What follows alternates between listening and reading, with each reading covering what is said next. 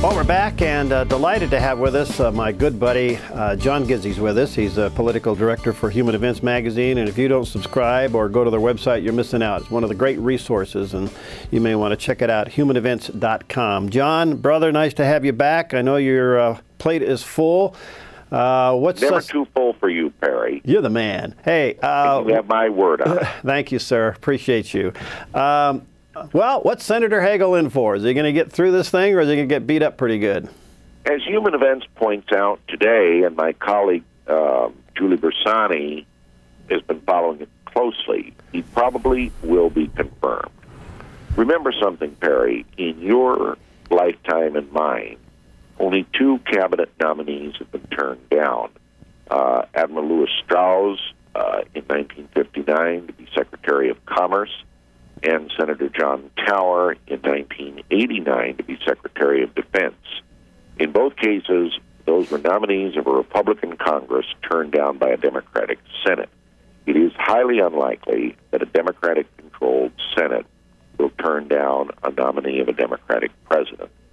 At the same time, there are some serious questions about Chuck Hagel, notably about comments he's made about Israel and his call for dealings and talks with Hamas, a terrorist group that controls part of the Palestinian directorate at this point. They're even too extreme for Fatah, the ruling group in the party and in the directorate. That said, Senator Schumer of New York and Senator Feinstein of California, Democrats who expressed concern about this, have both weighed in for Hagel, and I believe he'll be confirmed. But you heard it here first with Perry Atkinson. I think he will have the most votes cast against him of any cabinet nominee since George W. Bush's first 2 attorney general nominees, John Ashcroft and Alberto Gonzales.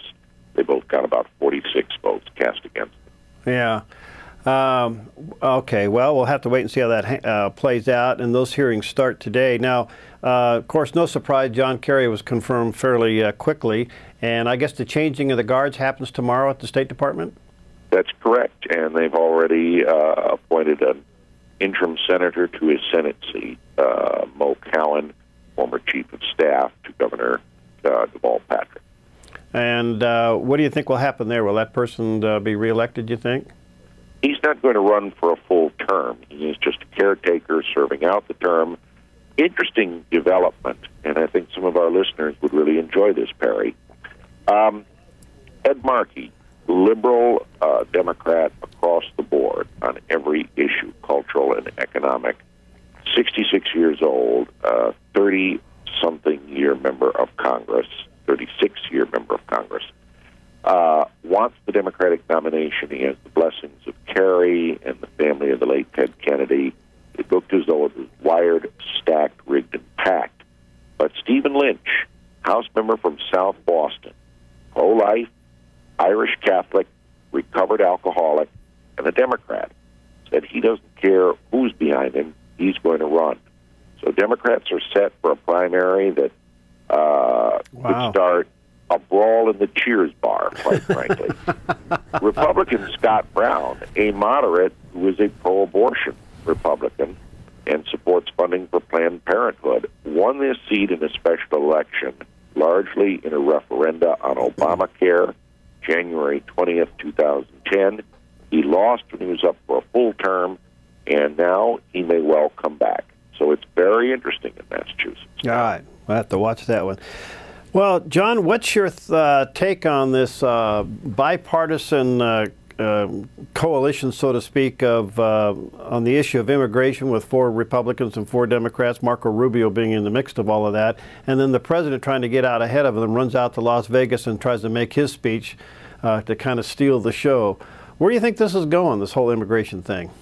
Well, I can tell you this. If you forced me to predict at this point, I believe this will be a rerun of the debate over the comprehensive immigration bill pushed by the Bush administration in 2007 and finally stopped because of the opposition of conservatives. John McCain and Lindsey Graham carried water for that. Both of them became very silent over the issue for many years, and now they were in the Gang of Eight, along with Senator Rubio. And what they have crafted, albeit in very much of a brushwork fashion, is not at all unlike the comprehensive immigration package they carried water for and got scars for 6 years ago.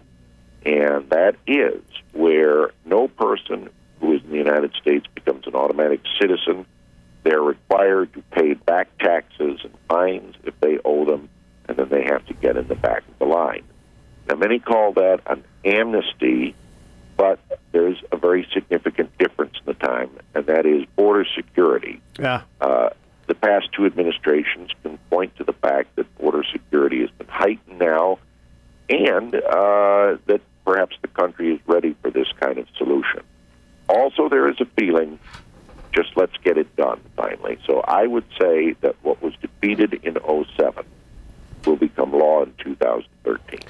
Now, in listening to Rubio, it appears that he's okay with where this little pack of eight may be going at the moment, and it seems like the president is nodding in that direction. But the argument's going to come down to the description of border security. What is it, and how's it going to be carried out? Is that the deal breaker? Well, I think so. And again, the results of border security are going to be very, very critical.